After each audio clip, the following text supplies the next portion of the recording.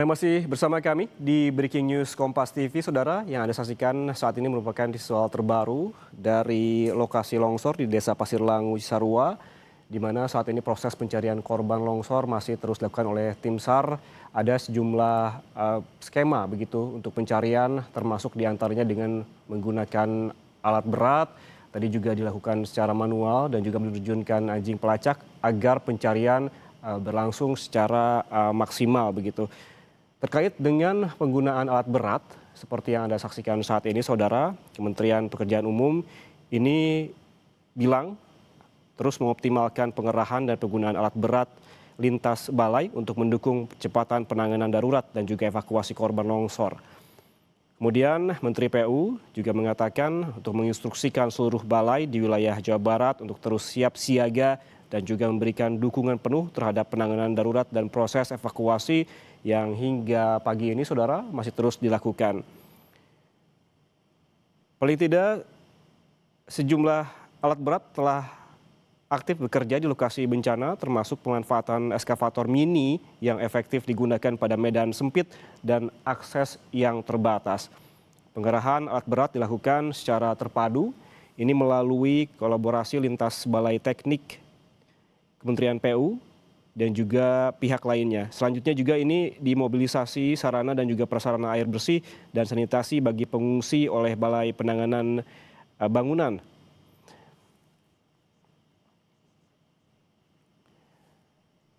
Saudara, kita lanjutkan perbincangan bersama pakar geologi kebencanaan dari Universitas Padjadjaran, Diki Muslim. Prof Diki, masih bersama kami, Prof?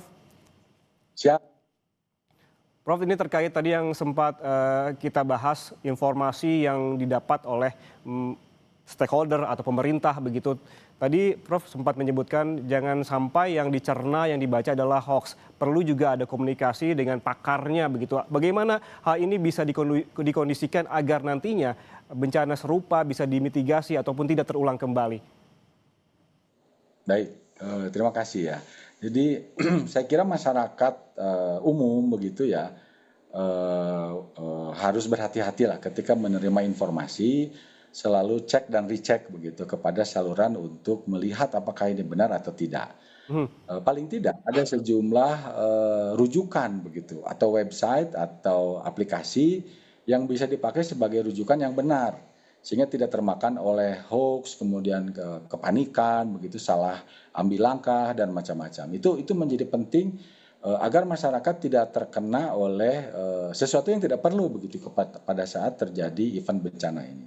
Itu pertama. Kedua, saya kira stakeholder kebencanaan yang kita menyebutnya sebagai pentahelix stakeholder itu wajib untuk mempunyai kontribusi. Ya, sekecil apapun kontribusinya sangat berharga ketika terjadi bencana ini. Dan saya pikir menjadi kewajiban untuk melakukan orkestrasinya adalah dari sisi pemerintah. Dalam hal ini BNPB dan BPBD begitu, karena memang tugas pokok dan fungsinya seperti itu. Nah, tinggal barangkali apa yang bisa kita lakukan untuk mengurangi risikonya. Ya, pernyataan-pernyataan dari pimpinan sebuah lembaga atau daerah begitu jangan sampai tabrakan begitu sehingga membingungkan masyarakat. Itu mungkin yang perlu kita waspadai dan masyarakatnya juga mungkin saya pikir harus dicerdaskan begitu ya. Oke. Sehingga tidak termakan oleh hoax begitu. Berarti ini perlu dilakukan dari banyak hal begitu, bukan salah satu pihak, tapi juga tadi pemerintahnya juga, masyarakatnya juga perlu diedukasi begitu terkait dengan hal ini. Tapi Prof, ini ngomong-ngomong soal warga di sekitar, ini warga sipil ini kan dilarang mendekat ke lokasi pencarian. Ini sebetulnya seperti apa sih bahaya yang mengancam jika instruksi ini diabaikan? Oh, baik. Jadi memang kalau melihat kondisi lapangan untuk penanganan bencana itu bukan hanya di Pasir Langu saja. Di kejadian-kejadian longsor yang lain, kemudian banjir bandang, kemudian gempa bumi, atau bahkan tsunami dahsyat juga banyak penonton begitu, karena penasaran saja. Nah, kalau saya pikir memang wajib bagi mereka untuk tidak mendekat ya, karena akan mengganggu proses pertama. Kedua, kalau terjadi sesuatu katakanlah longsor susulan, itu penduduk agak susah untuk dikoordinasikan. Sementara kalau rescuer itu mempunyai keterampilan khusus tentang itu. Jadi saya pikir memang menjadi catatan bahwa ada pengamanan di situ. Ya, kalau kami lihat kemarin di jalan begitu ada pengamanan dari kepolisian, kemudian pintu masuk ke lokasi-lokasi bencana ada pengamanan dari sejumlah organisasi begitu yang concern itu tidak hanya mencari korban, tapi juga mengurangi kemungkinan adanya korban baru. Misalnya gara-gara ada hujan besar, kemudian ada longsor baru begitu. Dan ini pernah terjadi di kita sehingga perlu jadi pembelajaran bahwa masyarakat sebaiknya tidak mendekat. Kalaupun mau melihat mungkin ada baiknya lewat digital saja. Fungsi dari TV seperti Kompas TV ini luar biasa sebetulnya memberikan edukasi kepada masyarakat begitu. Mhm. Artinya risikonya sangat besar ya, Prof, apabila masyarakat mendekat ke sana termasuk kehilangan nyawa begitu? Betul, betul. Risiko besar adalah ketika misalnya sedang nonton begitu ada hujan. Mhm, Bagi mereka yang tidak terlatih, apalagi sambil kondisinya tidak siap begitu ya, itu malah membahayakan. Jadi mungkin perlu disampaikan juga oleh tim petugas begitu yang mengamankan wilayah supaya mereka tidak mendekat atau dikonsentrasikan di titik tertentu yang tidak membahayakan mereka sendiri. Ya, karena pengalaman katakanlah yang paling dekat di 2021 di longsor Cimanggung di Kabupaten Sumedang, itu ada kurang lebih setengah dari korban itu adalah tim gabungan, tim relawan. Bahkan waktu itu ada Dan Ramil, kemudian Kasatpol PP, dari tim SAR, kemudian relawan juga menjadi korban akhirnya. mhm, Padahal longsornya kecil, dibandingkan yang ini luar biasa, yang ini cukup besar begitu. Nah oke. itu jangan sampai terjadi kembali begitu kira-kira. Oke, Prof, apa sih yang perlu diperhatikan terutama bagi relawan dan juga tim SAR di sana yang tengah bertugas begitu apabila kita lihat eh, jalur dan juga lokasinya itu sangat curam begitu di mana juga longsoran juga masih sangat terlihat sangat besar begitu sejauh 3 km. Apa yang perlu diperhatikan oleh para petugas ini terutama mungkin ini terkait dengan cuaca yang juga masih ekstrim, masih hujan, kondisi tanah yang tadi saya lihat juga berlumpur agar tidak ada korban jiwa begitu. Kita tidak Betul. mengharapkan seperti demikian, cuman langkah antisipasinya seperti apa, Prof? Siap. Jadi kemarin di hari kedua longsor saya kebetulan ke sana dan berinteraksi dengan sejumlah petugas ya dari satuan-satuan TNI, kemudian dari BRIMOB, dari kepolisian dan juga relawan. Saya menyarankan begitu dari tim yang terjun ke lapangan itu ada satu dua orang yang bersiap memberikan informasi kepada mereka karena mungkin kalau di lapangan agak susah ya komunikasinya. Tapi paling tidak dari kelompok-kelompok ini ada orang-orang yang memperhatikan cuaca kalau menurut saya itu penting. Kedua menyiapkan emergensi bagi relawan kalau terjadi hujan di situ wilayah itu. Misalnya dengan adanya tali penolong yang siap, kemudian ada sign age bagi relawan ataupun bagi rescuer yang sedang di lapangan untuk bersiap-siap meninggalkan lokasi jika terjadi hujan. Begitu. Karena memang niatan kita, saya mengangkat 2 jempol begitu para relawan kemarin yang berjibaku di lapangan untuk sesegera mungkin mencari korban. Karena memang kita beradu dengan waktu ini. Karena semakin lama tertimbun oleh lumpur, oleh air, terjadi pembusukan yang cukup intensif terhadap jenazah, sehingga kita ingin mencari lebih cepat begitu ya. Tapi itu juga jangan sampai melupakan faktor keselamatan dari para relawan atau rescuer ini. Barangkali itu. Hmm. Berbicara soal keselamatan para rescuer, tim SAR dan juga sukarelawan ini Prof, apa sih waktu begitu ketika mereka harus berhenti ataupun jeda sejenak begitu agar tidak membahayakan? Waktu-waktu kapan? Apakah ketika memang hujan sudah deras turun atau ketika memang selagi mendung, oke dihentikan terlebih dahulu. Waktu-waktu seperti apa yang tepat agar sukarelawan ini berhenti atau jeda terlebih dahulu? Baik, jadi kalau saya menyarankan barangkali ada satu dua orang yang memperhatikan cuaca. Ya, karena bukan tidak mungkin cuaca di titik pencarian korban ini tidak hujan, tapi Hmm. di hulu itu hujan. Ya itu dan juga hujannya mungkin tidak terlihat begitu ya, tapi begitu ada awan hitam, kemudian ada informasi di hulu hujan misalnya, saya pikir kita tidak boleh lengah dan ambil kesempatan untuk segera keluar dari Hmm. lokasi pencarian. Karena itu akan membahayakan mereka sendiri gitu. Kami sangat menyayangkan kalau itu terjadi begitu ya. Jadi ada 1-2 orang yang mungkin bertugas dari kelompok-kelompok ini untuk menjadi early warner, ya, memberikan peringatan-peringatan begitu, terutama mengenai hujan ini. Oke, berarti ini hubungannya ada hubungan begitu dengan potensi longsor susulan begitu ya, Prof ya. Namun kita tahan dulu, Prof. Kita lihat dulu bagaimana kondisi terkini di lokasi longsor di Desa Pasir Langu Cisarua. Kita bergabung bersama jurnalis Kompas TV Niko Anggriawan dan juru kamera Bima Wicaksana. Niko, bagaimana strategi pencarian pada pagi ini? Anda tadi sempat menjelaskan terkait dengan ada beberapa skema termasuk menurunkan alat berat, juga dilakukan secara manual, dan juga menurunkan anjing pelacak atau K9.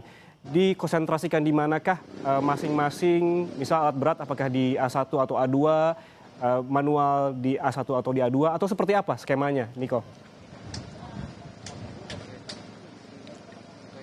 Ya, terkait skema tadi disampaikan langsung oleh Dirops Basarnas Laksma Bramantio yang menjelaskan bahwa untuk operasi penyelamatan atau search and rescue pada hari ini difokuskan di titik A1 dan juga A2, kemudian di B, yang mana titik A1 dan A2 ini merupakan permukiman padat sebelum terjadinya longsor, dan diduga di titik tersebutlah ada potensi banyak jenazah yang tertimbun material longsor. Dan kemudian untuk fokus tim pencarian pada hari ini, Yan Rahman dan juga saudara, kemarin sempat dikatakan oleh Kepala Kantor SAR Bandung, Ade Dian Permana, yang menjelaskan bahwa ada 46 orang yang masih hilang atau masih dalam dilakukan pencarian. Dan maka dari itu, fokus dari utama tim SAR gabungan pada hari ini adalah mencari 46 orang yang masih hilang tersebut. Dan kemudian fokus juga selain mengerahkan alat berat, tentu apakah skema untuk pencarian pada hari ini adalah pengerahan alat berat dan juga manual di masing-masing sektor.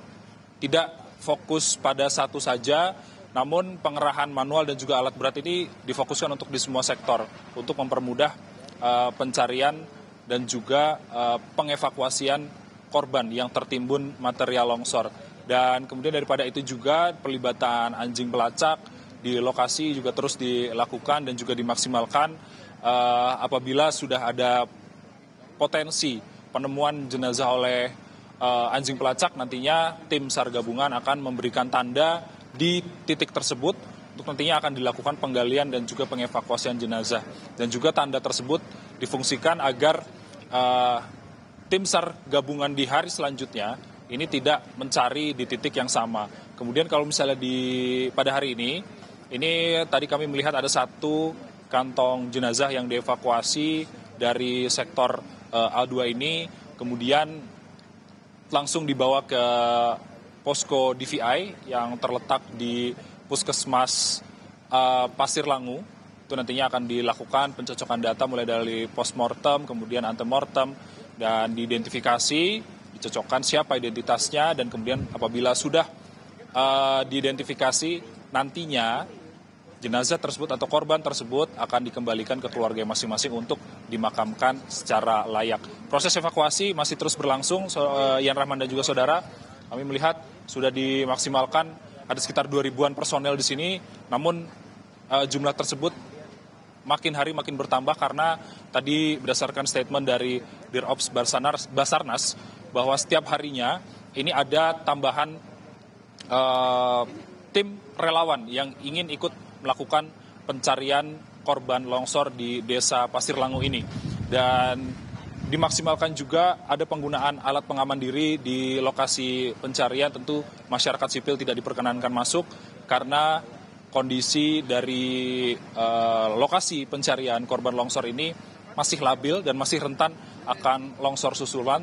Tentunya kerjasama dari lintas koordinasi dari berbagai macam lembaga tentunya untuk menjaga agar memberitahukan atau memberikan warning apabila terjadi longsor susulan. Tentunya nantinya semua tim relawan ini nanti akan dievakuasi terlebih dahulu. Dan yang menjadi halangan pada hari ini adalah cuaca, Yan Rahman juga saudara. cuaca ini tidak menentu mulai dari pagi. Tadi pagi kami memantau di sini sempat terjadi hujan sekitar 15 menit hingga setengah jam. Tentunya saat hujan tersebut tim relawan ini di stop terlebih dahulu untuk melakukan pencarian. Baru setelah hujan berhenti, para relawan ini dideploy kembali atau dikerahkan kembali untuk mencari korban. Untuk sementara demikian, Yan Rahman. Baik, artinya pencarian masih terus dilakukan dengan berbagai skema tadi yang telah dijelaskan di berbagai sektor, termasuk dengan menurunkan alat berat dan juga tadi ada anjing pelacak dan juga dilakukan secara manual. Dan memang ada kendala cuaca di sini, walaupun memang sudah ada strategi tersendiri dalam melakukan pencarian pada pagi ini. Terima kasih jurnalis Kompas TV Niko Anggriawan dan juga juru kamera Bigo Wacaksana atas laporan langsungnya dari Desa Pasirlangu, Cisarua, Jawa Barat. Selamat bertugas kembali, Niko. Saudara, jangan kemana-mana, breaking news Kompas TV saat lagi akan kembali, tetaplah bersama kami.